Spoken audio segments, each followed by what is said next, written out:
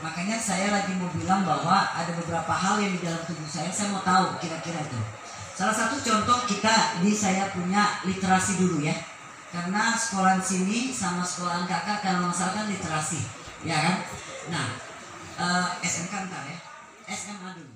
Beda sama SMK itu, kalau SMA seolah-olah lebih banyak teori, tapi tidak ada praktek. Kalau SMK praktek, seperti itu kan. Nah, kita tahu sekarang Pak Gubernur ini satu periode ini 5 tahun, ya kan?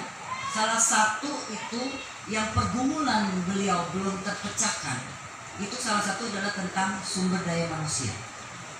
Ini penting karena contoh kayak air, listrik, infrastruktur itu kan diatur anggarannya, ya kan, kayak jalanan infrastruktur berkat Alexander Take-Ofung sebagai DPRD provinsi, ya kan, dari dapil sini beliau mengawal untuk supaya dana pinjaman, ya kan, untuk bikin jalan diatur dengan baik. Tetapi sumber daya manusia itu ada uang pun belum tentu bisa ngatur dengan baik.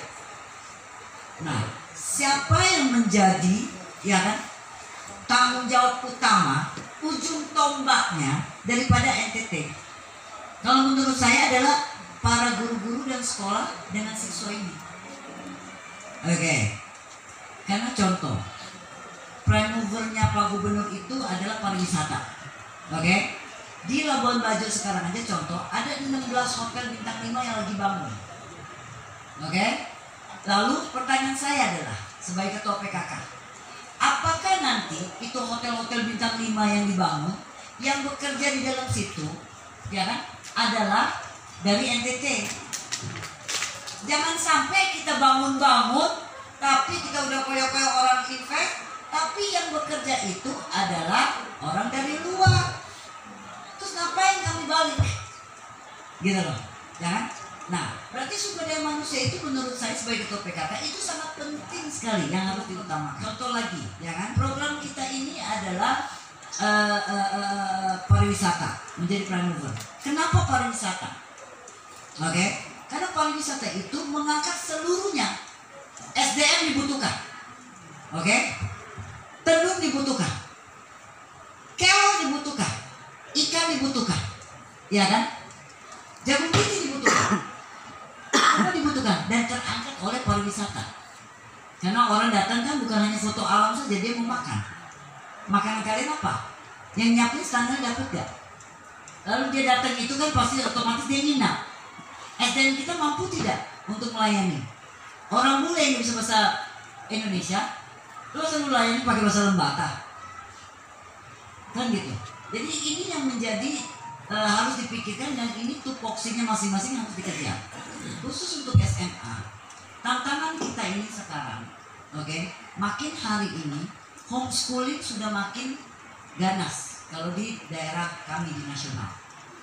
Oke, kalau saya, anak-anak saya belum mau untuk homeschooling karena menurut saya namanya juga di firman Tuhan, namanya bersekutu ya. Jangan hanya sekolah di dalam rumah saja, tapi kan ada yang namanya bergaul, bersekutu dengan yang lain, seperti itu, ya kan? Tantangan kita sekarang orang-orang kayak homeschooling, ya toh. Lalu ada sebagian saya itu anak saya 3 laki-laki. Saya dapat YouTube dari anak saya sendiri. Waktu itu dia masih sekolah, dia kirim saya dengan mami, nggak harus sekolah, ya toh, karena di YouTube tersebut orang ternama, ya kan, yang bilang bahwa sekolah itu teori, nggak akan bisa teraplikasi di dunia luar nanti. Ini tantangan. Oke. Lalu berikut, kebetulan kalau si gubernur kan maunya gubernur bisa cerdas. Sekarang tuh bukan karena dulu sekolah aja juga di itu memang berkelahi terus, kalau sekolah juga tahu terpaksa mengkali sunai kan. Tapi kenapa dia seperti kayak dia punya IP tinggi kalau sekarang itu, kenapa? Karena dia banyak membaca. Jadi dia ini sering suruh saya punya anak-anak itu setiap hari itu minimal 2 jam untuk membaca. Oke?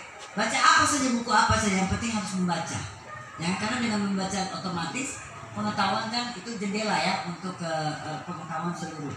Jadi anak saya itu setiap kali sering bawa ke toko buku, Gramedia lah apa, karena beli buku toh. Jadi giliran beli buku dia pilih. Suatu saat dia kan sekolah di China. Suatu saat dia bilang, "Mami, kan bukunya dia udah bawa, jadi aku tiap hari baca." "Mami, aku mau stop sekolah." Kaget. Kenapa? Karena sekolah banyak pun, ya kan, satu teori nggak bisa diaplikasi menurut YouTube yang dia buka. Kedua, "Mami, buku-buku yang aku baca semuanya adalah toko-toko, ya kan, internasional maupun nasional yang sukses secara bisnis, kaya raya, dan mereka itu semua nggak lulus. Jadi saya mau jadi orang sukses kan nggak harus sekolah," kata dia. Ini satu anak yang ngomong, mati nggak kita? Bunda literasi lagi. Maksud saya ini tantangan kita loh, ya kan? Kalau saya sampai sekarang masih yakin bahwa sekolah itu adalah hal yang penting, oke? Itu adalah fondasinya. Nah, menuju ke semua. Tetapi bagaimana? Nah, makanya sekarang contoh lagi di anak saya, dia sekolahnya di internasional. Jadi dari kecil-kecil SD itu dia lebih banyak SD loh, padahal kan belum kan SMK. Dari SD karena sekolah internasional, dia sekolah itu lebih banyak prakteknya. Contoh, setiap Jumat, oke? Setelah setiap Jumat, pokoknya setiap minggu itu harus ada satu hari. Mereka itu mau jadi apa? Presentasi diri di atas panggung. Jadi anak saya tuh pura-pura jadi dokter, pura-pura jadi presiden, pakai jas. Dia punya di Putaka, punya pakai jas, pakai dasi, ya kan? Maksudnya ternyata itu membuat percaya dirinya secara jadi tinggi.